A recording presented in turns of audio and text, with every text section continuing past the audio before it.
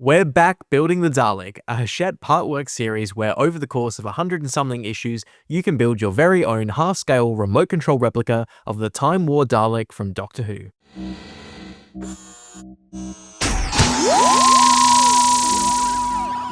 We delve into the world of pencil and ink for issue 31, with our adventure in time and space covering Children of the Revolution, an iconic comic strip from the pages of Doctor Who magazine, which features the 8th Doctor discovering the consequences of his actions from the television story The Evil of the Daleks. I'm old enough to remember when this comic first came out, written by Scott Gray with stunning art by Lee Sullivan and vivid colour by Adrian Selman. In 2013, Character Options even released an exclusive set of the 8th Doctor and Dalek Alpha, which now fetches a pretty fair price on the aftermarket. The Time Vortex features a look at the enemy of the Dalek, Absalom Dark, a 26th century Earthling caught in a bitter war between the Daleks and the Terran Empire.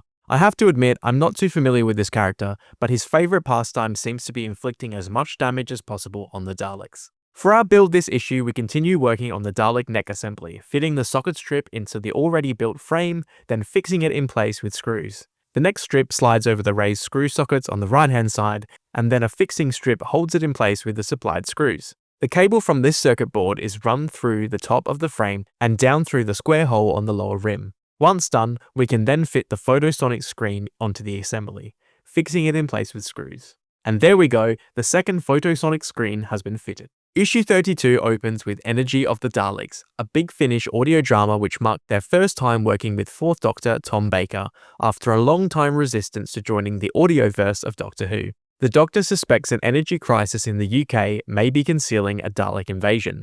The Time Vortex chronicles the 8th Doctor's battle with the Daleks, including those in the early days of the fateful Last Time War, from comic strips to novels, audio adventures, and more audio adventures. Is this the Doctor who encountered the Daleks the most? For the build, we continue work on the Dalek neck section, fitting the photosonic screen grid to the assembly and then positioning a gold fixing strip along the raised screw sockets, fixing it in place with screws. There's a second one to complete this section as well. Following that, 2 gold cover brackets are included, which go along the middle row on the other side of the assembly. And with that, the photosonic screen grid, fixing strips and brackets are now added. We recently sat down with our friend Kieran Hyman on the Likely Examiner's channel to talk all things Doctor Who, making fan films, building sets and props, and more. You may recognise Kieran from his colorization work on Doctor Who, including the official releases of the Daleks and the War Games in colour. Is it possible we've covered all the television episodes yet? Surely not. Issue 33 looks at 2 Dalek comic scripts from TV Century 21. The Penta-Ray Factor, which sees the Daleks invade the planet Solturus, intent on using the deadly Penta-Ray for conquest. Get it? Penta-Ray? 5-ray gun? In Plague of the Daleks, it's bad news as the home of the Daleks, Skaro, is threatened by a deadly rust cloud capable of destroying them. I've got to say, the artwork of the Daleks falling apart is really compelling. You can really see how the Daleks built a life off-screen in the 60s that led to their mania. The Time Vortex features the Cult of Skaro, a secret sect of elite Daleks first seen in the 2006 story Army of Ghosts. In the early days of the Time War, the Daleks quickly realized that savagery and ruthlessness wouldn't be enough to lead them to victory against the Time Lords, so the Emperor Dalek ordered a group to be experimented on to develop imagination and lateral thinking. This became the Black Leader Dalek Sec, along with Daleks Thay, Jast and Khan. Work on the next section continues, with the colourfully titled photosonic screen deflector strips being push-fit together, then slotted along the ledge across the grid. It is then fitted into place with screws. Covering those 2 are another set of 2 brackets, which just slot into place. And that's it, deflector strips and cover brackets fitted.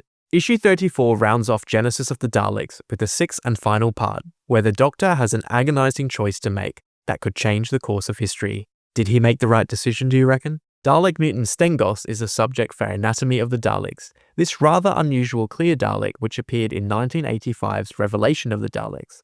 Dalek creator Davros needs a new source of genetic material to build a new race of Daleks, and finds it in a cryogenic center on the planet Necros. We round off the remaining gold deflector strips in the build this time.